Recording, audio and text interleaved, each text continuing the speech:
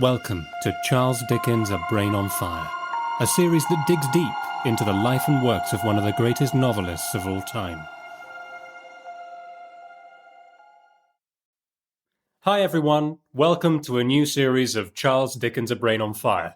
I'm thrilled to be kicking off our latest run of episodes with a deep dive into the Mystery of Edwin Drood, Dickens' last and unfinished novel. Joining us to talk about this extraordinary book is the inimitable Dr. Pete Orford, who is a lecturer in English literature and course director for the MA Research in Charles Dickens at the University of Buckingham. Pete has written extensively on Shakespeare, Dickens, but also Terry Pratchet, Philip Pulman and JK Rowling. He has made contributions to the Oxford Handbook and Blackwell companion to Charles Dickens, and he is currently editing Pictures from Italy for Oxford University Press. Pete is also the author of Edwin Drood, Charles Dickens' unfinished novel and our endless attempts to end it, which means, following swiftly on the back of this episode, he will be joining us again to talk about all the what-ifs and conspiracy theories that have sprung up in trying to solve the unanswered questions of what was Dickens going to write next at the point where this novel stops. But right now, in this first part, our focus is on the text that exists. But before we invite Pete in, I just want to introduce some of the characters or suspects that are pulled into the seemingly respectful orbit of Cloisterham Cathedral. First of all, there's John Jasper, a dark-haired young choirmaster and uncle to Edwin, despite being hardly much older than his nephew. Princess Puffer, the mysterious woman who stirs the opium for her customers. The Reverend Crisparkle, a cheerful, kind, good-natured bachelor who loves to rise early and pitch himself into the deep running waters of the surrounding country. The twins, Neville and Helena Landless, with their dark complexions, lately arrived from Ceylon, and must somehow find a way to be accepted by the local inhabitants. Rosa Budd, orphan and pet pupil of the nun's house. At first she is wonderfully pretty, childish and whimsical, but with depths to her that are unseen by the portrait her fiancé, the highly privileged and insouciant Edwin Drood, paints of her. Reading extracts from the novel today is the wonderful actress Carly Spear. And now, I think it's time to invite Pete into the room. Pete, hello and welcome to Charles Dickens' A Brain on Fire. I'm so thrilled to have you here. Thank you, Dominic. It's great to be here too. And, oh gosh, we're looking at the Mystery of Edwin Drood, which I have to say, I don't know where to begin. For the shortest book, there's so much to talk about, isn't there? So that we're actually going to split this episode into two parts. Yep. Which the first I've ever done. So, where to start? I mean, what do you think? Where should we kick off? I mean, first of all, I'm really glad we are doing it in two parts because one of my biggest issues with Edwin Drood is how we always focus on what has not been written rather than what has been written, and obviously we'll come to that next time and look at all the theories and solutions. But so much focus on that means we don't pay enough attention to what's actually there in front of us. Dickens' last work, what he's written for us as well. And the thing is, this is a good story. Had it been if only been finished, it would be a good story. There's some great characters here, some great themes, and Dickens doing some really interesting stuff. So thank you, first of all, for letting us talk about this first half in its entirety, because I think it's really important we do. I think we need more of this. There's been a real tendency. I mean, after all the flurry of solutions, there was a time when people thought we've solved it now, therefore Drood is done. No more to talk about. That's it, done. Or you got people talking about Our Mutual Friend as being Dickens' last complete novel, and therefore the one to focus on as well. So Drood got kind of sidelined for a long time as well, because it is incomplete and therefore feels like only half a work, half a kind of experience too. But what is there? Some great stuff there. So let's delve in. Let's get into Drood and what's going on there as well. Oh, excellent. Yeah, no, I'm very happy to think of Drood as a kind of incomplete whole in itself. And I hope you don't take this the wrong way, but I had to stop, in preparation for this first part, I had to stop reading your book, which is all about the potential outcomes and solutions and theories and everything. And I thought, oh, no, I've got to get back to just the source and not get ahead of myself and get too excited. Because it is fun as well, isn't it? You can see why people go down all these conspiracy rabbit holes, because you can't help it. It's so intriguing. But I thought, just to start with, this is nearly a question for you, in a sense, but I wondered whether it'd be worth just setting the scene about what Cloisterham is, its presence and its effect on its inhabitants.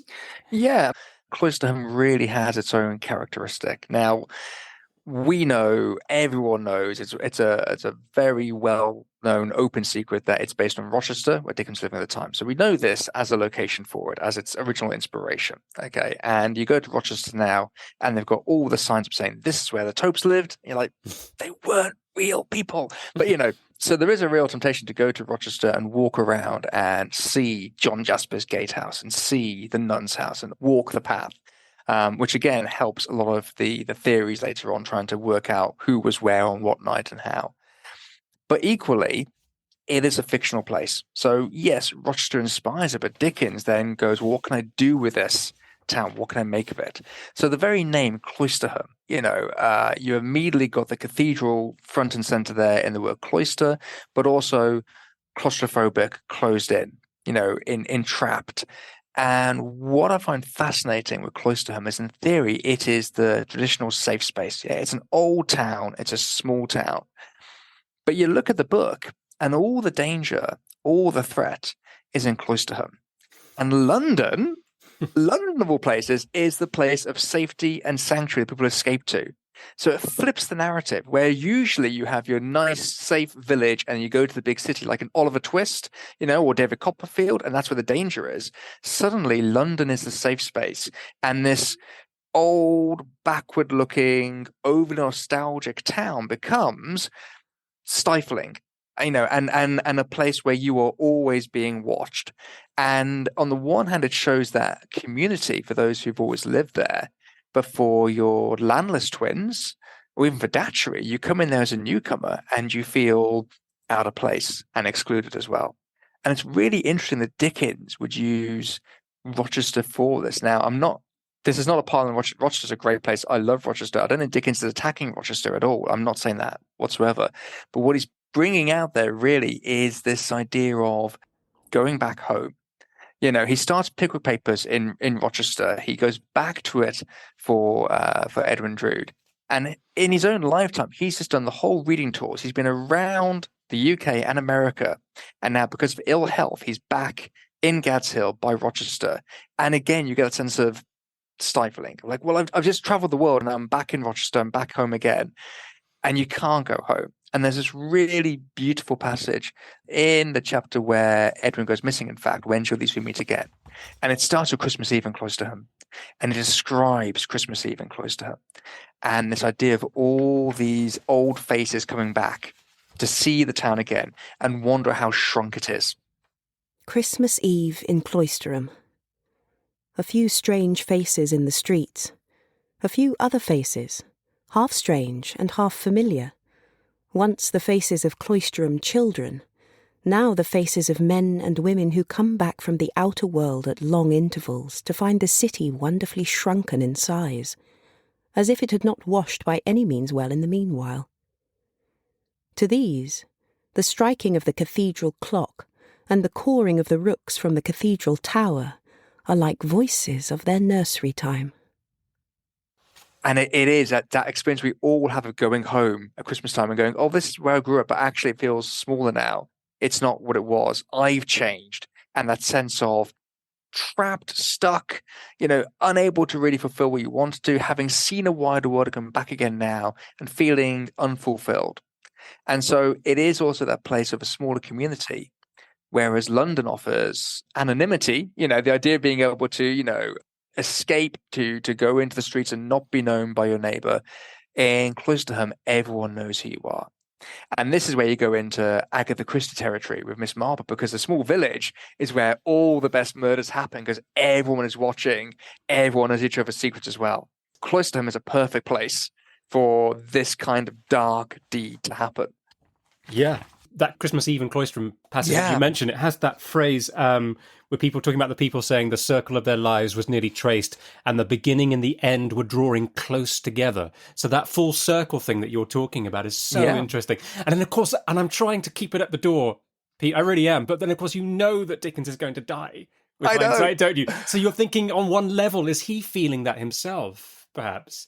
I suppose maybe with the ill health, he would at least have a sense of his limits and mortality, wouldn't he? Even if he didn't imagine he would not be able to finish the book. Yeah. So two things have happened here of importance. One, of course, is the Staplehurst crash, which happens in 1865. So he's had that brush with death. Yeah. To compare it to an earlier event, which is the death of Mary Hogarth. When Mary Hogarth dies, he writes about it to all his friends, like, oh, it's such a tragedy. Oh, I'm so sad as well. And there is, for all of his sadness, a performative nature to it. He's kind of relishing the drama there. With Staplehurst, you don't get quite that same sense of wallowing. He's genuinely shaken by it. I mean, his signature on the letter he writes about it is actually shaking because he's in shock as well. So Staplehurst has an effect because it is that brush with death. Like, God, I was close then, and I'm not immortal. And then the reading tours, he has ill health. He's told to stop for ill health. So again, he is starting to confront the idea that he's not going to live forever. Now, that doesn't mean he knows he's going to die immediately, but it means he is thinking about, I'm not a young man anymore. And so with our mutual friend and Edwin Drood, for the first time, he has a clause in his publishing contract about what happens if he dies before completion for both of those two texts. Yeah. So if I die, then, Forster's got the manuscripts, or this goes here, and this is where the money goes to or return to if I've not completed this work in time. So that kind of thinking ahead too, I'm signing a contract here, but if I don't complete, then this is what will happen with the monies and so forth too. Yeah. But that's for both his last two works, not just Edwin Drood. So there is that awareness. Absolutely. Yes. I mean, I don't know of any other story that's so centered around tombs and vaults and ancient, I tried to do a kind of word count here, but I think the word cathedral, for example, appears 72 times. So the cathedral Cloisterham Cathedral is an enormous presence throughout. And it's sometimes a warm presence and sometimes it's an old, mouldering, threatening kind of presence as well, isn't it? Yeah. One of the more convincing discussions I've seen about Edwin Drood is the way in which it is focusing on the church, in the way that, you have the Circumlocution Office, and you have attacking on money, in other words, and Dorrit as well. You have attacks on politics. This does seem to be centering on the church as an area for discussion. Now, Dickens, as we know, was Christian, but he was wary of the establishment. He was wary of the established church. And so something like a cathedral is a mixed environment for Dickens. On the one hand, he's going to be very much in favor of the fundamental message, but he is wary of all the hierarchy, all the pomp around it as well. So it's entirely like Dickens to use this as an opportunity to talk about the hypocrisy within it, because you have got good characters. Reverend Crisparkle is a good Christian man, okay? But John Jasper is not. Okay, so he's showing the two sides there, that it's not a given fact. And he really pulls on this idea of the choir master being a villain, or at least a troubled man as well. And so don't just trust on faith. Well, he's a Christian man, therefore he's a good man. Question everything as well. That's so interesting that as we spin the character wheel, you brought in already Jasper, and that first opening paragraph of the novel is through Jasper's eyes, isn't it? Even though it's not 100% first person. That's right, isn't it? Yeah. He's in an opioid haze. An ancient English cathedral tower? How can the ancient English cathedral tower be here? The well-known, massive, grey square tower of its old cathedral. How can that be here? There is no spike of rusty iron in the air between the eye and it from any point of the real prospect. What is the spike that intervenes? And who has set it up? Maybe it is set up by the Sultan's orders for the impaling of a horde of Turkish robbers one by one. Some vague period of drowsy laughter must be devoted to the consideration of this possibility. I just think that's extraordinary, that question about how can that cathedral be here? And there it is. And there's so much on that opening paragraph, because what you've got there is, the reader has no idea where you are. It's the first paragraph of the story, you don't know what's happening. So when you get this line, an ancient cathedral tower, how can it be here? It perfectly captures that sense of waking up and that kind of that blurry, where am I, what's going on as well, you know. But in that paragraph, you get references to Cathedral Town. You get eventually references to London, but also all these exotic references to Arabian Nights and this far off Orientalism excitement there as well, which really is a key theme throughout the story. We have Egypt coming up as well. We're going to have opium, obviously. We have the landless twins coming from Ceylon. So as an opening paragraph, it really does tick all the boxes of this is where we are, but actually a lot's going on here. So yes, we're in a cathedral town, but you're going to get London. You're going to get, you know, the Orient coming in here as well. It's all feeding into this kind of melting pot of different cultures going on too. Yeah, it's very interesting, isn't it? Because it's a kind of serene, calm opening in one sense, but then very quickly you've got images of Turkish robbers being impaled on the cathedral spike. You know, it's incredibly violent. And then when you start to learn more about John Jasper, it starts to make sense. But I'm going to confess something to you right now. Go on. Which is that I read that first chapter, and bearing in mind I hadn't read Edwin Drood at all up to this point. I read that first chapter and somehow managed to miss that the central character was Jasper, which meant that it took me quite a few chapters to suddenly go, oh God, that was him in the opium den, which changed my entire reading, which made it more difficult because Dickens doesn't waste too much time letting us know that he's, you know, a troubled character at the very least, at the very best. Yeah. But yeah, there you go. Yeah, this is a great Dickens opening in that tradition of how do I start this in a way that's really puts the reader on edge, partly. What's going on? How do I follow this too? Immediately tapping into some key themes of the whole story and that sense of don't trust what you see here. Don't take anything for granted as well. For a mystery story, especially going through here, you know, don't take everything on faith as you go through here. Yes. And it's fascinating to see the idea of having this character who is dealing with some sort of drug addiction as well and really exploring the impact on his mind as well. And what we'll never know, because again, it's not finished, is how much we are supposed to blame the opium as a cause of what's happening to Jasper or as a side effect of his own psyche as well. He's taken this opium, he's having these visions of what he might do. In some ways, it's an easy way of marking him out as a troubled mind or even a villainous mind as well. And yet at the same time, you know, you've got this sort of remarkable depiction of those scenes in the opium den and the other characters too, and this depravity. And it's not glamorous, that's for sure.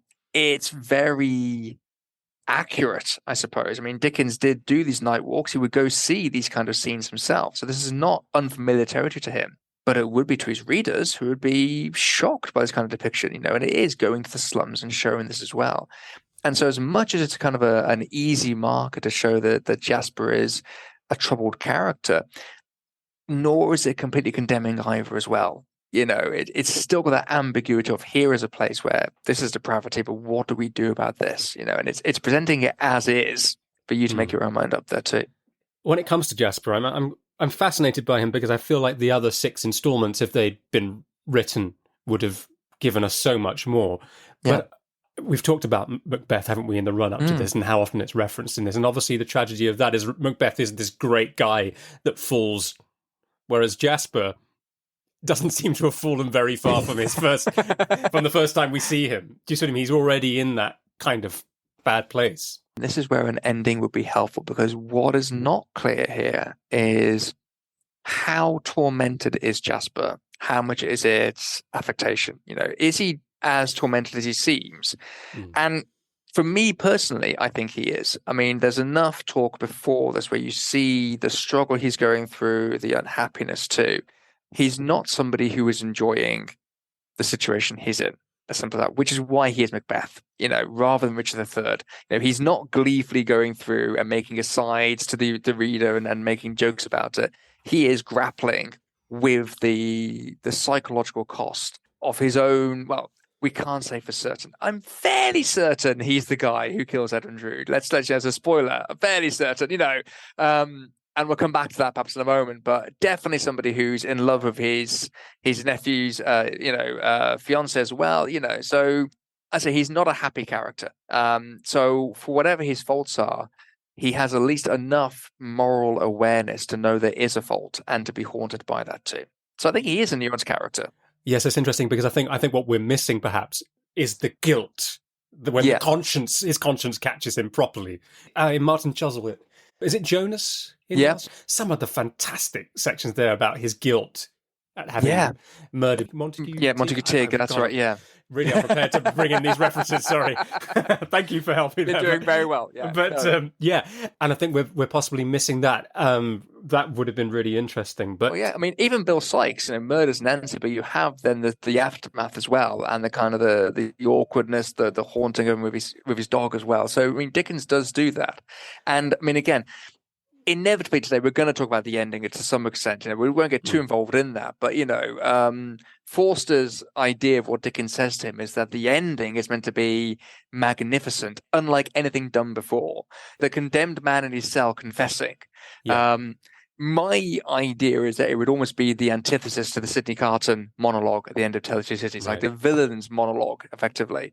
But that would be potential for either the guilt that we're talking about, or worse, the lack of guilt and the almost kind of pride or open, frank acknowledgement what's happened as well. But the ending would have crowned all. That's the annoying thing. It's not as if this is an unfinished story, but actually it's one where the ending really would have been a killer ending to it as well. One of the things you were saying about how much is Jasper responsible for his actions, how much is it his fault, or how much is it the opium? And I've got to admit here, my brain is so excited at the possibility of pouring in Macbeth references that I'm looking for them where they aren't there. And, so just to warn you, but the Princess Puffer character, the lady who deals the opium, she has so much of the weird sisters about her, doesn't she? She really does. And Fortune. Yeah. And it's just so interesting, isn't it? The idea that the spell that she possibly casts on him, although it seems that actually she's wanting to, bring him down and punish him. I think you're right. I think actually seeing her as a witch is fantastic. I've not thought that before. That's a really interesting idea because she is morally ambiguous. She's not a villain, but she's not a hero either. So she is the person who is giving Jasper the drugs, resents him for his attitude towards her, and then so seeks revenge. And it's not justice. She just wants to, cause pain to a guy that she feels has slighted her in some way as well. But again, if you want to do the Macbeth thing, then if the witch gives Macbeth a vision of the future, then Princess Puffer gives the opium and Jasper has these fantasies, visions of what might be as well. Now, just like Macbeth, you can argue that comes from within and his own ambitions first, but nonetheless, the opium den gives him that place where he can see it realized and then wants to make it real as well. So there's definitely a sort of a teasing there. And I'd say either you got the opium or you got the idea of a man with severe mental issues as well. And one popular theory is that you may have a case here of split personality. That's another idea too. So again, that distancing as well. That he is, an ill man and therefore not in control. The age-old thing of using insanity as a plea cause for murder here is a potential defense here for Jasper. Is he truly in control of his own actions, or is it beyond him too? Okay. Oh, that's interesting. And I think, the moment that made me think of Princess Puffer as a weird sister was actually in the chapter titled When Shall These Three Meet Again? Obviously a play on When Shall We Three Meet Again, where Edwin meets her in the street.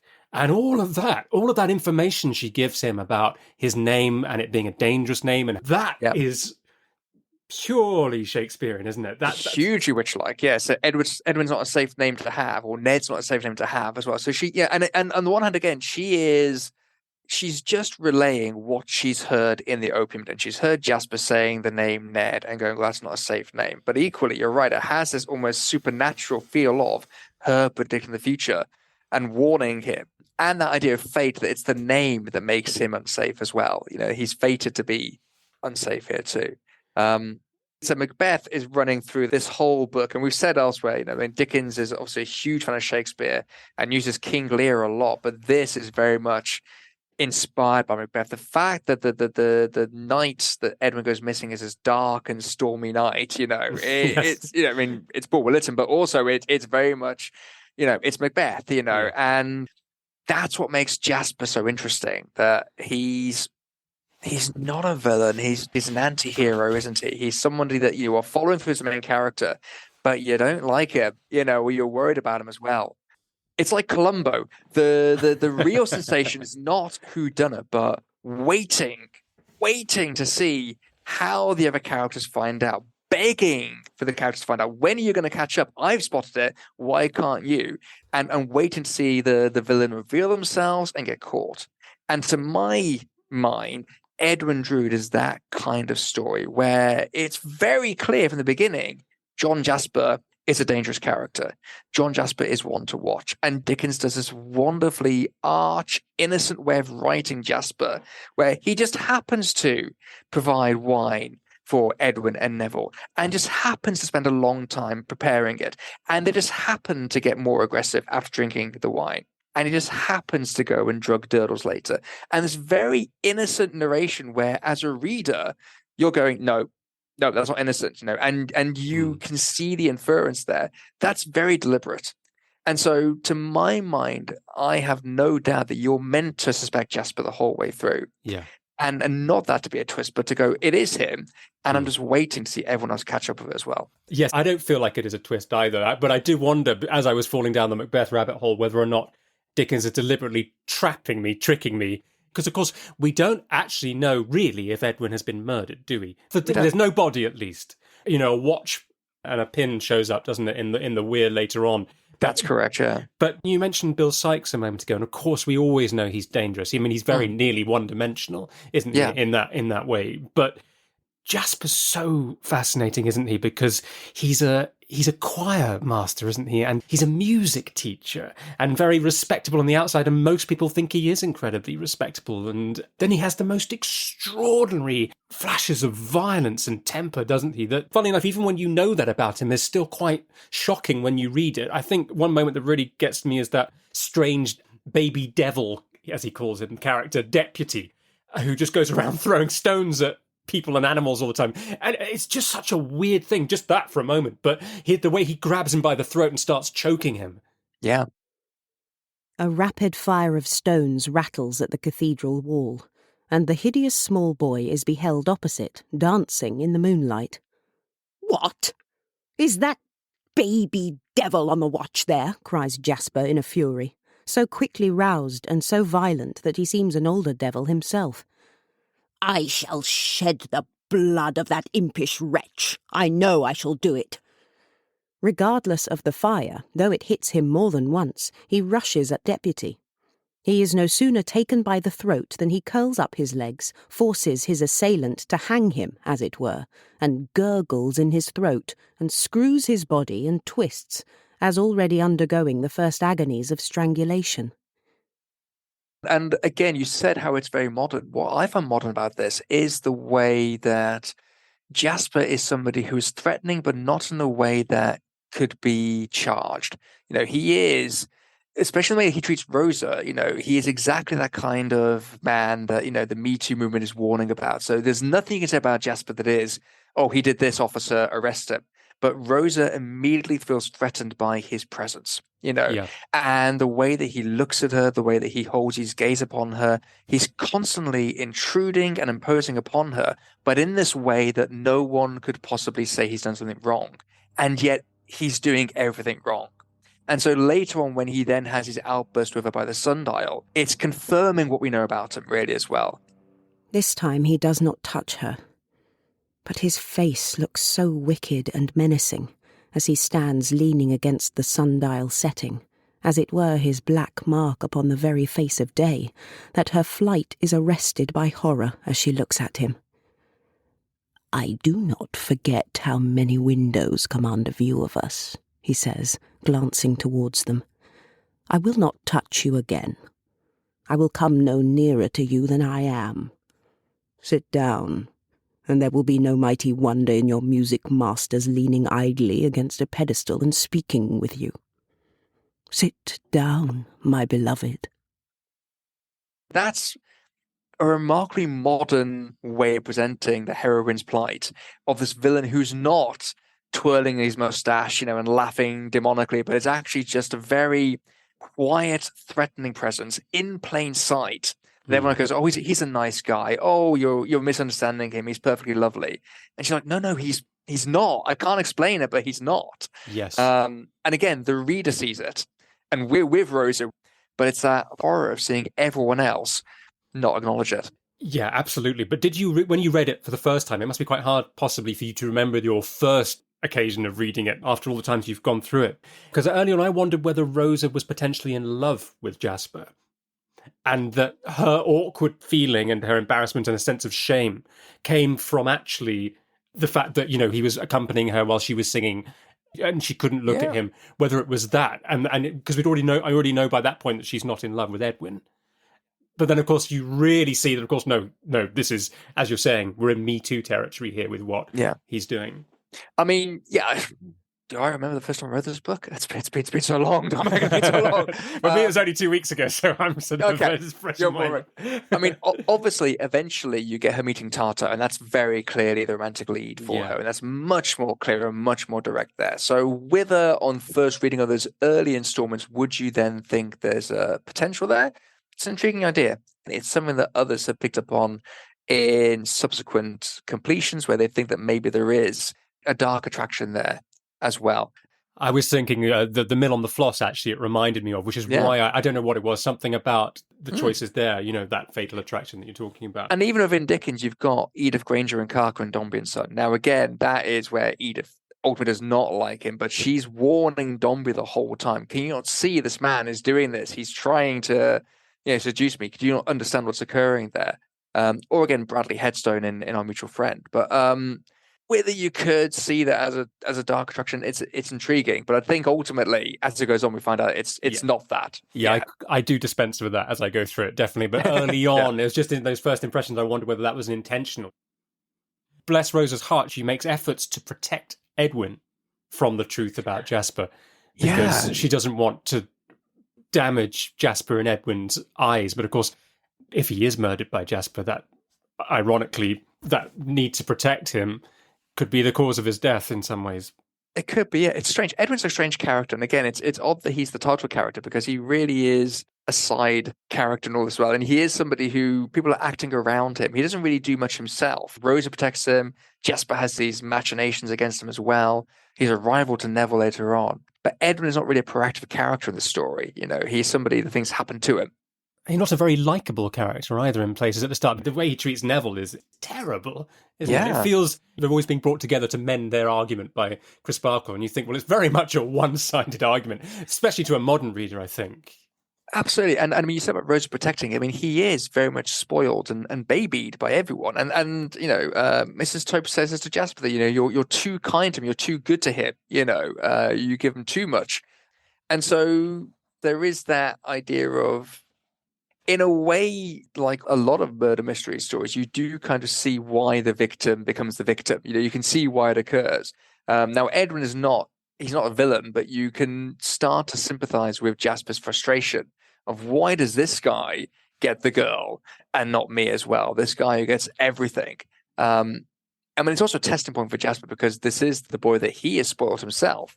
But here's this one thing: goes, no, I can't give you this. I don't want you to have this as well. Which is massively demeaning because obviously Rosa gets no say in this. She's treated as an object. But for Jasper, that idea of I can't stand by and let you have this girl here is a remarkable test of his devotion to his own nephew as well. Yeah.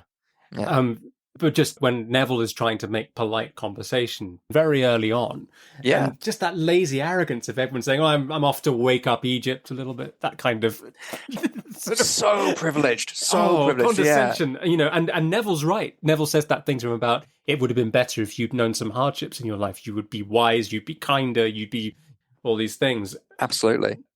When Neville speaks, his speech is also thick and indistinct. "It might have been better for Mr. Drood to have known some hardships," he says defiantly. "Pray," retorts Edwin, "why might it have been better for Mr. Drood to have known some hardships?" Because they might have made him more sensible, says Neville, of good fortune that is not by any means necessarily the result of his own merits. Have you known hardships, may I ask? Says Edwin Drood, sitting upright. I have. And what have they made you sensible of? I have told you once before tonight. You have done nothing of the sort. I tell you I have. Say it again. I said that in the part of the world I come from, you would be called to account for it. Only there? Cries Edwin Drood with a contemptuous laugh. A long way off, I believe. Say here, then, rejoins the other, rising in a fury. Say anywhere. Your vanity is intolerable. Your conceit is beyond endurance. You talk as if you were some rare and precious prize instead of a common boaster. You are a common fellow, and a common boaster. Pooh, says Edwin Drood. How should you know? You may know a black common fellow, or a black common boaster, when you see him, and no doubt you have a large acquaintance that way. But you are no judge of white men. This insulting allusion to his dark skin infuriates Neville to that violent degree that he flings the dregs of his wine at Edwin Drood, and is in the act of flinging the goblet after it when his arm is caught in the nick of time by Jasper. A word that kept jumping out as I was reading it, in some form, was stone or stony or flagstone, hearthstone, stones being thrown at people, but people themselves having stony expressions. There's this moment where Durdles is going up into the tower with Jasper and he strikes a light on the wall, and it's a line about that mysterious fire that lurks in everything, which I just thought was a very key quote for the whole book. So often you have these characters, especially Rosa actually, where you have these flashes, you have these looks that they give each other that shoot out like sparks and then they look away again, or they look down, or the wall comes down again. And I just thought there are so many moments where that happens. She looks up at him with a swift, bright look. Next moment shakes her head, sighs, and looks down again. To go back to the fire a second, obviously Helena's got this fire in her eyes, well, there's this tigerish fire in her eyes, there's passion there too. I mean, the stoniness, I suppose it comes back to the idea of the unsafe hometown in a way. There's this sense of lack of connect with your fellow human beings. If they do appear as stones, like, do you know who they are? Is there any real warmth in Cloisterham? Again, if you're an outsider, you're very much, faced with stony exteriors as well and not feeling quite so at home there. It's the age of the town too. It's the feel of it being an old town, a ruined town as well. You've got the ruined castle there as well. So part of the stone is about foundations, age, but in terms of the characters, it is that sense of not seeing their true feelings expressed. You get pockets of warmth. You get Crisparkle and his mother, warmth there. You get Rosa and Helena knowing each other and opening up. You get Neville opening up to Crisparkle as well. That sort of release of like, I can now be honest with you. So there is a sense of guarding your initial thoughts and protecting yourself, which I think is where the stone idea comes in. Not revealing yourself, being emotionless almost as well. But what I find so interesting is obviously Helena and Neville, having come from Sealand, being imposed on them is this idea of civilized society. You've come from a place where it's not civilized, and this is true civilized society. And yet, of course, they're the most open, the most honest. They admit their wrongs. They apologize. They try and do right, and they have real feeling. Whereas so many of the other characters would do better if they let go of some of the manners and politeness, so that they could actually really understand themselves and the people around them. And I mean, I think of the first scene between Edwin and Rosa, where they rehearsed this kind of scenario where they've both been engaged to somebody else. Yeah. And you get this brilliant wild coward kind of dialogue there that really torments them. And this most sensible of creatures likes the idea of being carried off to Egypt, does she, Eddie? Yes. She takes a sensible interest in triumphs of engineering skill, especially when they are to change the whole condition of an undeveloped country. But don't she hate Arabs and Turks and fellahs and people? Certainly not. At least she must hate the pyramids. Come, Eddie. Why should she be such a little, goose, as to hate the pyramids, Rosa? Compared to later on when they break off their engagement. Yeah, both at their best. And again, that is when they're actually finally honest with each other as well. Eddie, let us be courageous. Let us change to brother and sister from this day forth. Never be husband and wife. Never. You are not truly happy in our engagement. I am not truly happy in it. Oh, I am so sorry. And there she broke into tears. I am deeply sorry too, Rosa. This pure young feeling, this gentle and forbearing feeling of each towards the other, brought with it its rewards in a softening light that seemed to shine on their position. The relations between them did not look wilful or capricious or a failure in such a light. They became elevated into something more self-denying, honourable, affectionate, and true. But I'm glad you mentioned the Edwin Rosa bit, because this comes back to another bugbear of mine. And you mentioned it before about, seeing this as Dickens dies. Obviously, your listeners will know this as well, but it's worth stating again that all of Dickens's novels are published in installments, which is what makes this so interesting. Because, whereas every author really is likely to be writing a story when they die. That's what writers do. So it's not unusual for Dickens to have an unfinished novel. What's unusual is people are already reading it before he dies, because it's in installments. So he publishes it first comes out in April of 1870, followed by May and June. Then he dies, and then July, August, September, the last 3 installments there. And what is fascinating is when you look at the reviews of the first installments, they are all saying about how funny it is, how comic it is, how it's classic Dickens again. It's just like Pickwick. It's a return to the good old days of the green covers, and it's Pickwick again. And Sapsy is another Pecksniff. And Sapsy is hilarious, the best character, and the scene of Rosa and Edwin is humorous and lovely as well. After Dickens dies, almost immediately the reviews are saying, oh, it's very melancholy. And did you see the graveyard scene? And it's like Dickens knew. And that starts like that. Things like Edwin and Rosa, that whole scene is a funny scene. It's a comic scene. And it's Dickens doing, what Dickens does well. And that's something that frequently gets overlooked when we look at Drood. We look at it as this dark tale, this mystery, this last tale. But there are funny bits in there too. The Billiken, the whole bit of the Billiken later on as well, when Rose moves to London and there's this demented landlady, showing them around the house and how awful it is as well, this battle axe of a character. There's some really funny moments in this book too. We don't talk about them enough. No, it's so true, isn't it? Because I think I had that same thing. Somewhere in the back of my mind was the idea, or maybe Dickens is slowing down in this book. Maybe he's not at his peak of his powers. But no, those funny moments are fantastic. I mean, I love all of Sapsy. He's so enjoyable, isn't he? The purest jackass in Cloisterham is Mr. Thomas Sapsy. And his jingoism as well that Dickens attacks. When the French come over, may we meet them at Dover.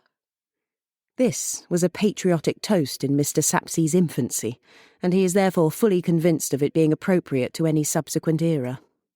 And at Jasper's house, where Jasper sings him lots of nationalistic kind of George III era songs. And he's before he becomes mayor, he's an auctioneer, and he's this lovely line where if I've not been to foreign parts, they've been to me. It's like the world has come to me. And so this is empire. I've got all the world's riches coming to me as well, so I know them via the parts coming to me. He talks about the Eskimos, he talks about China as well. He's seen the things from them. He knows them enough. He's never been to those countries, but he feels like I've seen enough. Sapsy epitomizes that idea of the world will come to him. And we're back into privilege. We're back into the idea of, you need to go see the world, actually, and get a better understanding of the world beyond your own borders here, too. But yeah, it's comical. It's also horror as well, to see his complete lack of empathy. Between him and Honey Thunder, you've got a real lack of self-awareness of where they think they're the greatest character. They think they're the wisest, and think you're an absolute jackass. Yeah, absolutely. Actually, one of my favourite phrases for Sapsy is solemn idiot. I just think that's so great. But Honey Thunder as well. And that idea of, I think there's a line about his philanthropy is so close to animosity that you can't really tell the difference. But I think that's brilliant. And that whole sequence where Honey Thunder has the dinner. Yeah. Do you remember that? I loved that bit. And he just talks the whole time, and everyone's like, oh, God, it's Honey Thunder again as well, you know. And it's pure Pickwick, isn't it? Where they get rid of him. They send him home early. He ends up sitting in a carriage for half an hour before it leaves. Yeah, just like, it's time for you to go. Off you go. The gush of philanthropy that burst forth when the departure of Mr. Honeythunder began to impend must have been highly gratifying to the feelings of that distinguished man. His coffee was produced a full hour before he wanted it. Mr. Crisparkle sat with his watch in his hand, lest he should overstay his time. The four young people were unanimous in believing that the cathedral clock struck 3/4 when it actually struck but 1. Miss Twinkleton estimated the distance to the omnibus at 25 minutes' walk, when it was really 5. The affectionate kindness of the whole circle hustled him into his greatcoat and shoved him out into the moonlight, as if he were a fugitive traitor with whom they sympathised, and a troop of horse were at the back door. Mr. Crisparkle and his new charge, who took him to the omnibus, were so fervent in their apprehensions of his catching cold that they shut him up in it instantly, and left him with still half an hour to spare. Dickens is such a great writer for so many reasons, but one of just a moment like this where he's able to articulate this, where he talks about where Honey Thunder, in his oratorial style, picks a target round the table to vent at, and it's Crisparkle. And he vents at Crisparkle as if Crisparkle was the real villain of his story. The dinner was a most doleful breakdown. The philanthropist deranged the symmetry of the table, blocked up the thoroughfare, and drove Mr. Tope, who assisted the parlour-maid, to the verge of distraction by passing plates and dishes on over his own head. Nobody could talk to anybody because he held forth to everybody at once, as if the company had no individual existence but were a meeting. He impounded the Reverend Mr. Septimus as an official personage to be addressed, or a kind of human peg to hang his oratorical hat on, and fell into the exasperating habit, common among such orators, of impersonating him as a wicked and weak opponent. You will know that feeling when someone's telling you a story where they told somebody off and they start telling you off. You think, what are you doing? Yeah, exactly. And it's horrific, isn't it? And I mean, between that and obviously then his later appearance when Crisparkle says, well, look, there's these twins that you gave to me for my protection, I just want you to know this. So it's like, I disown them, I don't know them, and exposes the hypocrisy of the guy as well. And it comes back to the idea of, Dickens attacking establishment here as well. That, Honey Thunder is the face of professional philanthropy, charity. He's a good Christian soul doing good things for people, and it's all just facade in his case. He doesn't mean it. He's just acting it. Crisparkle is your true Christian hero in this story, but Honey Thunder, like Jasper as well, it's hollow, it's fake. And so, as always with Dickens, you've got the comedy there, which then builds up to create the drama. It doesn't act in opposition. It's you're laughing at Honey Thunder to begin with, and then suddenly you're not laughing anymore. You're like, actually, this guy, this is too far. This is a terrible character as well. And Dickens gets that clash, that conflict very well of using comedy to make the drama hit all that bit harder as well later on.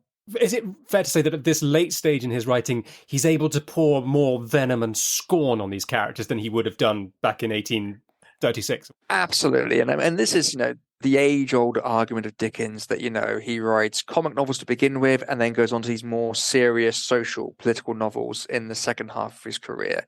Not that simple, but certainly something that a lot of his contemporaries picked up on. They said, go back to the comic stuff. All these more recent works, they're a bit overreaching yourself and not as good. The irony being that, in later generations, we've gone, the later stuff's really good stuff because it's so serious and political.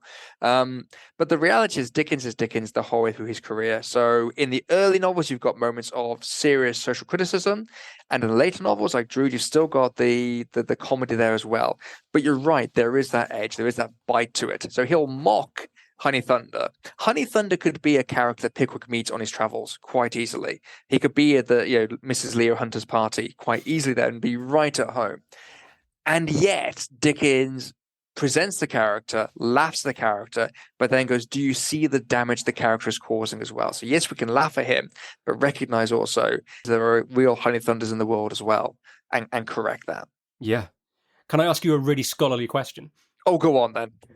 Do you have a favourite moment in this book? So scholarly. You're glad you came on now.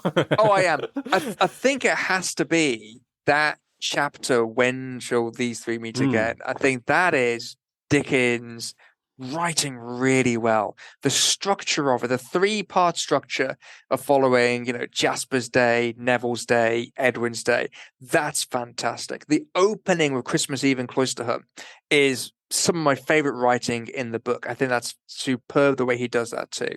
And of course, building towards this great finale of the key moment of the story, the disappearance of Edwin Drood. I think it's really well written, that chapter. And yeah, the Macbeth, images coming through there too. I think it's really Dickens at his peak in the story in particular. I really enjoy that chapter. Yeah, no, I do. And for some reason, when I was reading it, the Poston Stair just keeps appearing, doesn't it? Ascending the Poston Stair. And you think, is there something more about this Poston Stair that we'll never know later on? Yeah. I mean, maybe this is for another episode, but I don't know. What does it mean? And again, this is the danger of assuming that Cloisterham is Rochester without any change. Dickens changes things. He uses Rochester as inspiration, but he changes things. So if you go to the gatehouse, there aren't enough doors in the gatehouse compared to what Dickens says. There isn't a postern stair. There isn't another door for Datchery's house as well. So Dickens uses the location, but ultimately he's writing his work and he'll change it to suit what he wants there as well. So what does the postern stair mean? Is it maybe a mystery we'll never know there, perhaps too? I do definitely like the Honey Thunder dinner scene as well. I like those comic scenes too. I think we need more of those moments. And I love the Billiken. And I wish we could see more of her too. But equally, the opium den scenes, those marvelously evocative, ambiguous scenes there as well.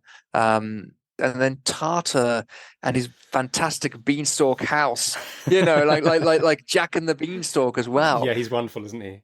And I feel like Dickens very, very quickly tells us that Rosa will be with Tartar in the end, that they will end up being together. Yeah, I don't know how that's going to work out for Neville, though, because up to that point, Neville seems perhaps, destined and the right guy for her. You would think so, but no, Neville seems to be the doomed youth here as well. The melancholic youth who's not going to get the girl. Maybe it's the Sidney Carton of the story here too. It's funny because I started work on the book because of the endings, but actually I really like the book. I really like the story as it is. And trying to explain that to people, actually, it's really good.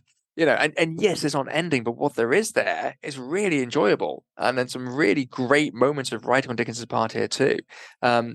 Collins called it the melancholic labor of a worn-out brain, but it's not. It's great, That's coloured by what happens to Dickens, isn't it? I'm sure that is, isn't it? And how you feel emotionally towards it, and you start to think, oh, it's tombstones all the time. But characters and poor animals are being pelted with stones, aren't they? Then these aren't stones that stay where they are. No, I don't see that now reading it. I expected to find that actually. I wouldn't. But no. I'll say it again. You're right. The knowing that Dickens died puts us in his last novel and at the end of a second half of writing, the comic novels and these later novels. I, again, want to contest that because when you look at this turning point Dickens creates, when he goes to Italy in the 1840s and he comes back and writes Dombey and Son, that's his big turning point. Great. Okay. That's like a 1-year break away from writing he takes to have that turning point. After Our Mutual Friend, it's 5 years before he writes Edwin Drood. It's a 5-year break, going on tour, doing readings, and then he comes back and writes Edwin Drood. And we go, that's his last story. But for his readers, it was his latest story. It was the new Dickens. So my counter argument is, what if Dickens didn't die in 1870? Then this wouldn't be his last story. It'd be the first of a new third wave of Dickens's fiction, where he's doing something different, something new. And it does feel new. There's a lot of Dickens traits in there, a lot of classic Dickens, but also the tone, the style, the structure It's going to be 12 monthly parts. He's never done 12 before. It's always been 20. Why now 12? What's going on with the structure as well? He's trying new things out with his last novel. And so I don't see it as being a tired, labored effort. Rather, I see it as being a new start, a new type of writing. And if only he'd carried on, we'd have seen what else would be like his new third phase of writing there as well. Yes. I'll share this thought. Go on. With Tartar. Yeah. You mentioned Tartar. Just his ability to scale roofs and jump out of windows and slide down ropes because of his naval career. Yes, yeah. It makes me think that surely in the climax of the story, he was going to at some point be sailing down the side of Cloisterham Cathedral or something, or there was going to be something there where he got to be a hero. Maybe. Yeah, no, I'm thinking of all those wonderful nautical dramas of the age, like Black-Eyed Susan and things. Or Colleen Bourne, we get these great acrobatics on stage of actors swinging across the stage and stuff and climbing over. And Tartar's very much in that vein of the melodramatic hero, who will swoop in at the end and save the day. Yeah, he's a fantastic character there too. And you're right, you can start to see signs of, well, maybe how is he going to save the day? What's he going to do there too?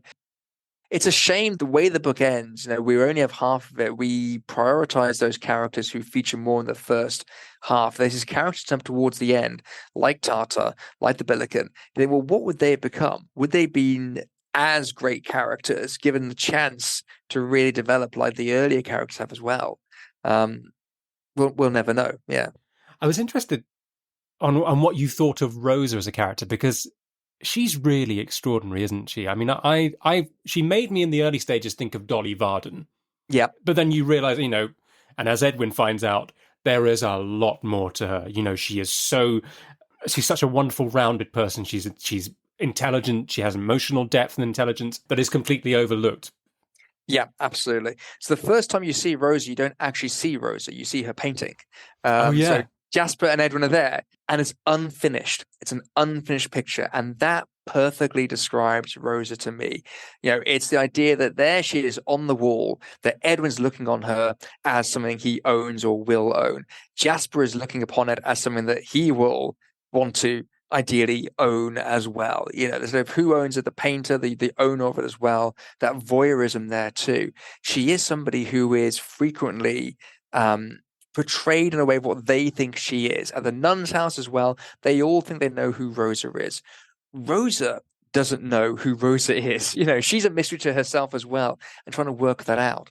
So I think the temptation is to go, oh, she's quite a slight character. She's just a bit of a typical Dickens, hero, a bit flat as well. I don't see that. I see her as being a much more interesting character. Somebody who, like Dolly Varden, starts that way a bit. She's pettish, she can be quarrelsome, and a little bit spoiled as well. But you see her develop more than Edwin even, as she breaks off the engagement, as she moves to London, as she deals with those hardships that Neville wishes upon Edwin. We see her grow as a character and mature into a woman from a kind of initially what seems like a city girl as well. So I think she's a really interesting character of what we make of her. And again, we're jumping ahead here, but when we talk about the end of this book, yes, does Edwin die? Is he alive? Is Jasper the killer? Whatever. What about Rosa? Because we can almost be fairly sure she's going to marry, because that's what Dickens heroines do, right? But Forster says she'll marry Tartar. But people go, will it be Tartar? Will it be Neville? Will it be Jasper? Will it be Edwin alive and returned as well? Who is going to be Rosa's true love at the end of this too? And this will be a discussion for maybe our next podcast. But the idea of, what is Rosa's fate?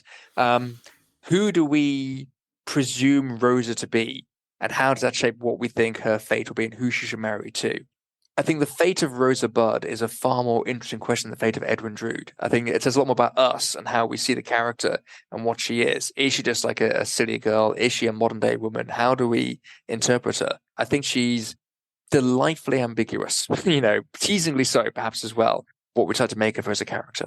Yeah, that combination of sweet, pretty, girlish at the start. Yeah, but with all that depth as well. It's as if there are two Dickens women from two opposite points in his writing career combined in this one character. Absolutely. Maybe. Yeah, and to what extent is the silliness just something that she puts on? What is that her mask, as well? And we do see this moment of seriousness beneath it as well, and her trying to articulate that and figure out who she is beneath it too. It is kind of deconstructing some of the classic Dickens heroines here, making a more interesting character there too. Something that I thought might interest you, because I was doing my desperate word searches here, and they might not be 100% accurate, I should just say that. But I think the word murder in some form appears 19 times in this book. And I think the first occasion that it appears is used by Jasper, describing Neville's behaviour to Edwin as murderous. Yeah. So, again, I'm just wondering whether, there's something in there. There's something in there Dickens is trying to tell us. But I'm interested also, I don't know what you think about this, in what Jasper seems to do, the pieces that he seems to lay down on the track. Yeah. Like keeping a diary that he shows Crisparkle about how he feels about how his nephew's in danger and these little things. And what on earth is he doing up in the tower with Durdles? I loved that chapter. Yeah. That night with Durdles. It's so strange, isn't it? Yeah, it is, because Dickens is doing that thing where he's writing in such a way that you're 99% certain what's happening. But, if you're 100% certain, it wouldn't be interesting. 99% is just enough to be confident, but you're just not entirely so. And it's frustrating. That makes you want to read on and confirm what you think is going on there as well. So there's this way you talk about that the Durdles goes and he feels sleepy and he dreams that Jasper comes back and takes the keys and walks away again. And they're going, he does, definitely. But you can't say for certain as well. It's sinister, the way that you see Jasper maneuvering around and just suggesting things to people. Neville has a murderous look, and planting those seeds of doubt in characters as he goes through. I worry about Neville and what he's going to do to my nephew as well. And there's no evidence against Neville, but Jasper's already set everyone against him before the crime even happens. So the horror there is that Jasper's a very intelligent character. And again, this is where Cloisterham becomes this terrifying town, because he's able to manipulate this small community and play upon their strengths and weaknesses, their idea of community, to go, there's the outsider, don't trust him. What's he doing as well? And he really exposes the dark underbelly of society. And that's the real horror of Jasper, not what's going on internally of him, but how he then uses that to expose the darker undercurrents of everyone else around him as well, and gets them on side of him too. You mentioned Jasper's wine. That seems to be obviously mixed quite potently for Edwin and Neville to be at each other's throats. And then he brings the wine to the tower that night with Durdles, doesn't he, in the wicker bottle. That causes Durdles to basically be falling asleep on his feet and waking up again. Yeah. Do we assume that he's drugged? We can only assume so, yeah. I mean, this is where you would have, in an adaptation, the slow, lingering camera shot on the glass where don't drink the wine, don't drink the wine. But Dickens does that in his narrative. He makes you suspect, and you're reading between the lines of what is happening here as well. And it's a very clever narrative where he never tells you what Jasper is thinking, but rather shows you what he's doing and leaves you to infer. And often he will show you what he's doing and describe it through the eyes of another character. Good old Jasper's come around to warn Crisparkle about Neville as well. Like, no, danger here as well. We don't trust him. And so showing from the offset this two sides to Jasper, it's that warning that we have as the reader that no one else in the book has. We have privileged information about Jasper that the other characters don't have, which means we trust him less than they do too. So we are looking for these clues that they're missing. A moment I love is when Grewgious, Rosa's guardian, goes to see Jasper and tells him that Edwin and Rosa have broken off their engagement, and what happens to Jasper's face, and how he goes into this spiral, this kind of crazed melodramatic spiral, and his face is described, I think, as leaden, but bubbling as if under heat or something, and that's an amazing loss of control there for Jasper, isn't it? That must surely come back to bite him if we assume the story is finished and has been completed. It absolutely is. And what I love about that is it says, so Grewgious tells them, actually, the marriage is broken off. So at that point, Jasper knows it's all been for nothing. And Grewgious heard a terrible shriek saw no ghastly figure sitting or standing, saw nothing but a heap of torn and miry clothes upon the floor. So it just collapses. And then Grewgious is brutal because he says, not changing his action even then. He opened it to the palms of his hands, he warmed them and looked down at it. So Grewgious goes, oh, there's Jasper, he's collapsed in a heap. I'll just keep warming my hands by the fire here as well. Like the worst CPR in the world. It's like, do not have Grewgious there for first aid at any time. He's like, oh, look, he's collapsed. Interesting, and it's, what does that mean? The fact that Gru just tells him this, sees Jasper collapse and does nothing, immediately he's already suspecting Jasper, and again, that's the way Dickens describes that. He simply describes what Gru just does. He sees the body, carries on warming his hands by the fire. He doesn't say Gru just suspects Jasper. He doesn't say Gru just thinks it. He just says what Gru just does, and we are left to infer what he's thinking. And that's what he does throughout the story. You're never really knowing what they're thinking. You're just left to kind of assume it and work it out for yourself. Yeah, that's really well put. And I think what's so interesting is that we don't get to see all of Grewgious's arc, do we? Because at the very start, when he's first introduced to us, he's actually seen as a little bit of a comic character, possibly one that you can't take seriously or one that doesn't know anything. And yet he becomes a hero to Rosa when she flees to London, doesn't he? And yeah, absolutely. He's a safe haven. Again, London is a safe haven. So she goes to Grewgious' house and that's where she can be safe. And then he's the one who kind of calls a council of Crisparkle and Tartar to work out what best to do for Rosa as well. So that becomes then your new den of operations for the heroes to retaliate. And it's interesting, isn't it? Because the half we have is charting Jasper working up towards the murder. There is a shift towards the end there as we see the response of everyone else. So now that the event has happened, we see the Grewgious and Crisparkle factions working out, how do we now respond to this? How do we save Neville? How do we entrap Jasper as well? We suspect him. How do we prove it's him as well? So it would have been an interesting second half had it come to see, would Jasper still be in the second half as much? What would he be up to as well? We get more opportunity, I think, for the other characters to react to that and be more proactive too. Yeah. I've got a question about Dick Datchery for you. Go on. Okay. I mean, because the name Dick, is it Dickens himself coming into his story a little bit with his buff waistcoat and his shock of white hair and his slight eccentricity and feigning kind of, I'm just a buffer. I'm idle. I don't know. You are not the first to think that. One of the completions does make the joke that actually Datchery is Dickens, and Dickens gone to report on the thing himself, So it's an autobiographical portrayal of himself there too. Dick Datchery, yeah, great character. And again, absolute enigma. And because we never really find out his identity, that's the tragedy, because I think I want to know who he is. I want to know, is he, Helena in disguise, or Edwin in disguise, or Bazard in disguise? Is he a new character as well? I'm really frustrated by that and not being able to flesh out Datchery's character properly and exactly who he's meant to be.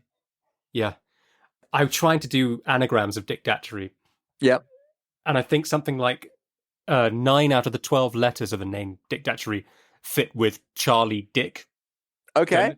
Don't know if we can get anything out of that. These conspiracy theories. It always happens. Everyone starts reading Edwin Drood and goes, I won't fall for the same trap. I won't go down those rabbit holes. And next thing you know, you're there with the paper on the wall and the crayons. And exactly. All the... Have you done that? It must have happened to you while writing your book. You must have had to be restrained from thinking about it too much. Really, really did. Yeah, a couple of times I thought, oh, that's interesting. No, that way, man, a slide step away from that. It's... Trying to solve Edwin Drood, I tell you, it's a dangerous and slippery path. It's a fun one, but you've got to know when to step back, and then walk away from it. Yeah, absolutely. I could tell you 2 words I've written down here. I've got sex, and race. Yes. I think, as in sexual desire, I feel like this one has. I see a lot of that in this book in ways that I don't always see it in other Dickens. Yeah, so I mean, again, the immediate precedent for Jasper is Bradley Headstone in Our Mutual Friend. So you've got that archetype there of the dark pursuing figure. You mentioned Datchery as Dickens. A lot of people have seen Jasper as Dickens, as a dark autobiographical painting of himself, the obsessive compulsive character with this younger woman he's pursuing as well. And this is quite fanciful to think that he might be doing this. If he is he doing it consciously, subconsciously? like all authors, he's going to pull into himself to bring out characters, but it is interesting to see Jasper as potentially Dickens indulging his dark side and imagining that kind of fantasy of being that pursuing figure there too. So yeah, there's a lot of desire and repression too. That's the point. I mean, Jasper can't just say to Rosa, may I court you? She's dating his nephew, who then becomes a potential murder victim as well. It's never appropriate for him to do that. And the way that repression makes it worse for him, makes the desire stronger, that it is denied. Therefore, he only yearns for her more as well. So uncontrollable desire, denied desire as well, certainly comes through there passionately. And yeah, you've got that slight friction when you got, the Landless twins arrive and Edwin's like, oh, Helena's nice. And, Neville's like, oh, Rose is nice. And they're all kind of very much quite flirty as well and looking at each other too. A lot of cross paths there as we go through. The race card is really interesting, I think, with Edwin Drood. So I've mentioned a few times the general background of the Orient and the exotic, Edwin going to Egypt, the world coming to Sapsi via all the antiques, the Landless twins, obviously the Landless twins coming from abroad as well, and that idea of Britain meeting its own empire and it coming back to it and confronting it as well. So one of the questions is, are the Landless twins, what is their ethnicity? Are they white? Are they not? Again, we assume it's Dickens, of course, all the characters are white, but we don't know that. They're referred to as being dark in complexion. Yes, dark enough for Sapsi not to trust Neville at all. Exactly. Yeah. Mr. Sapsi is by no means friendly towards the inflammable young spark. He says that his complexion is un-English. And when Mr. Sapsi has once declared anything to be un-English, he considers that thing everlastingly sunk in the bottomless pit. And there's a lot of talk about their tigerish blood they've inherited from being raised abroad as well. So it's quite ambiguous. The illustrations definitely have cross-hatching on their skin to make them look darker as well. So when the BBC adapted it, they had Asian characters cast in the roles as well. So they did play them as non-Caucasian, which is interesting, because then they're the first major non-Caucasian characters in Dickens, ultimately, which would be huge. They epitomize the outsider and the plight of the outsider. They come from abroad, they're immigrants. They come in, and they're treated with suspicion. They're treated with initially charity, but the idea of be grateful for what we're doing for you. And you're right, they are friendlier and more open than a lot of the characters who presume them to be better than them too.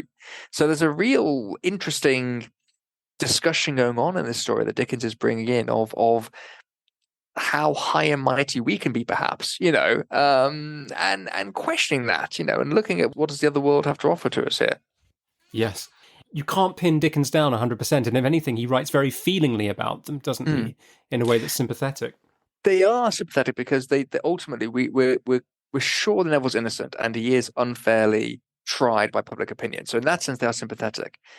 Equally, there are some moments where you're like, wouldn't have phrased it in that way necessarily, So talking about this tigerish blood inside them and the dark looks that they have, you're like, what do you mean by that exactly, Charles? What does that occur? So there's a clumsiness there, I would say, perhaps, of a 19th century author trying to write about race.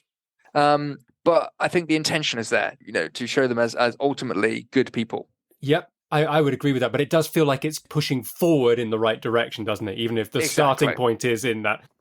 The worst moment, I thought, if we're going to look at that, is the moment in the very first chapter where he describes Princess Puffer. We don't know who she is yet, but talks about something like he notices that the woman has opium smoked herself into a strange likeness of the Chinaman. His form of cheek, eye, and temple, and his colour are repeated in her. Yeah, it's so that's the expression of a Chinese face looking stoned, basically. Yeah, it is. It's not great, is it? Have you come across this with students or having to teach this, or where do you go with that? It's a really difficult thing to do, because ultimately when you look at any writer of the past, there are going to be ideas there that are of the time that are not of our time, and so you have to look at these things. Well, I wish he hadn't said that. I wish he hadn't said that too. It is like having, your racist uncle at the table. Like we don't say that anymore. We don't say that anymore, Charles. Don't say that. And so moments like this, I mean, the opium den, generally talking about, the Chinaman there and the Lascar. One of the issues there, these stereotypes, I say this with all due caution, but at the time Dickens is writing, there were quarters of town, like that's the Chinese quarter, and there wasn't that mixing in the same way. So yes, it was a multinational society, but there were definite factions in there and ways of depicting them as, right? The Chinese, the ones bringing over the opium, that kind of thing there too. Where we go, no, that's not true. It's like, well, actually, it kind of is for the time he's writing as well, So there's dangerous territory of it. It's a difficult one to try to depict that of what is Dickens reporting on the racism of the time in a matter-of-fact way, and is he just simply repeating what others are saying around him? And if so, is that okay? Is that racist or not? Or what is Dickens pointedly making comments that are over and above the views of his time? In Drood, not so much. Princess Puffer's likeness to Chinaman aside, there's not so much of that. Some of the other works, we get moments that are more troubling there too. That's so great, Pete. Thank you. Because it can only be brought up at another point if it's not talked about, if it's not looked at, But something else in that first chapter that just very quickly on Macbeth again. Mm-hmm. Did you notice the phantom dagger? Thinking air-drawn daggers from Macbeth. Lascar tries to pull a dagger. There's no dagger there because Princess Puffer's taken it off him. Is it a dagger I see before me? It's exactly. Not. It's exactly, yeah. The air-drawn dagger that led you to Duncan. My mind has gone crazy over Macbeth in this, so I've been so restrained, but I just wanted to throw that in. I thought possibly to finish, there's this one delightful random passage that I thought you might remember and like, which is old Mrs. Crisparkle's closet. Yes. This wonderful cabinet full of all these curiosities. And it's a fugue. He describes it as a fugue, and it has a portrait of Handel above it. I mean, what an extraordinary, delightful thing that doesn't show a mind shutting down and losing its edge, does it? Not at all, no. It was a most wonderful closet. Above it, a portrait of Handel in a flowing wig beamed down at the spectator, with a knowing air of being up to the contents of the closet, and a musical air of intending to combine all its harmonies in one delicious fugue. Deep shells of pickle jars, jam pots, tin canisters, spice boxes, and agreeably outlandish vessels of blue and white, the luscious lodgings of preserved tamarinds and ginger. The pickles, in a uniform of rich brown double-breasted buttoned coat, and yellow or sombre drab continuations, announced their portly forms in printed capitals as walnut, gherkin, onion, cabbage, cauliflower, mixed, and other members of that noble family. There was a crowning air upon this closet of closets, of having been for ages hummed through by the cathedral bell and organ, until those venerable bees had made sublimated honey of everything in store. It's Dickens doing what Dickens does best, which he's writing about the domestic space and really pulling out the universe within the house. Here's a closet, but look what's going on here. What it tells about the character, about the person as well. It's you're right. It's beautifully detailed and yet has no relevance to the story whatsoever. It's not a clue. There's no poison in there or anything to us to go, aha, that's what it means. It's just Dickens taking the time to really lay out the scene and detail it and tell us about character through the objects of their house and their surroundings as well. What you didn't mention, which I thought you were going to mention on the Macbeth thing, was the waiter with the leg, like Macbeth. Yeah. It's blatant, isn't it? When he's dragging it behind him with guilt. Yeah. Yes. Exactly. So this is the waiter serving, I think it's Edwin and Grewgious he serves. And there's the waiter comes over to bring the food from, and as he leaves, the last thing you see is his leg leaving like Macbeth on the stage.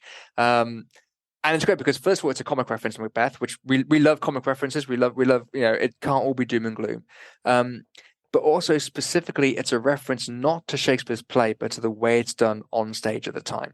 Yes. So one of the questions about Dickens and Shakespeare is, Is Dickens reading Shakespeare? Is Dickens watching Shakespeare? What's the difference? So there's moments of the language coming through. That's the real engagement with the text there. You know, those quotes that come through there as well. Could be either reading or on stage, but moments like this with the waiter, he's really talking about it as a theatrical experience here too. But those moments, that and when shall these two meet again, they are so explicit. You know, that you're primed to go, Macbeth is here. I mean, and later on he talks about Chris Sparkle goes for a swim in the weir where he finds the watch and the shirt pin and talks about the water being like Lady Macbeth, you know, as she tries to part two. So again, you've got three explicit references to Macbeth are enough for you to therefore see the other references as not accidental either. You know, it's running through his mind here, keeps pulling back on it again and again. It's a modern day Macbeth he's writing here in the story. Yeah, and it's a really interesting lens to see the story through because of what it offers for Jasper's character as a Macbeth figure, but also for that kind of gothic tone it lends to the story as well. This idea of this sort of supernatural state and bad things happening and so forth too. Foul as fair and fair as foul. It really encapsulates that unsettling feeling of Cloisterham, this supposedly friendly town that ultimately is a scene for murder. We assume, you know, if only we knew, but we assume. Yeah, absolutely. I think my last Macbeth point was that I think Durdles is the porter. Yes, absolutely. With the keys and everything, yeah. The keys as well, you know, and upon the murder scene, absolutely, yeah. And that same kind of dark comic humor, really, you know. This is a guy who spends his whole time creating tombs, and he's got that kind of graveyard humor about it. Yeah, definitely.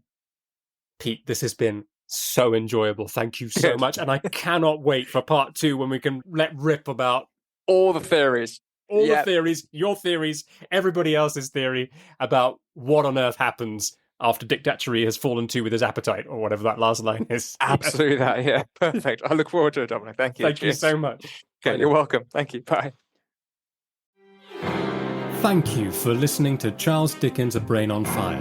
If you're enjoying these episodes and would like to make a small donation towards the costs of producing them, please follow the link at the bottom of the description and you can make a donation there.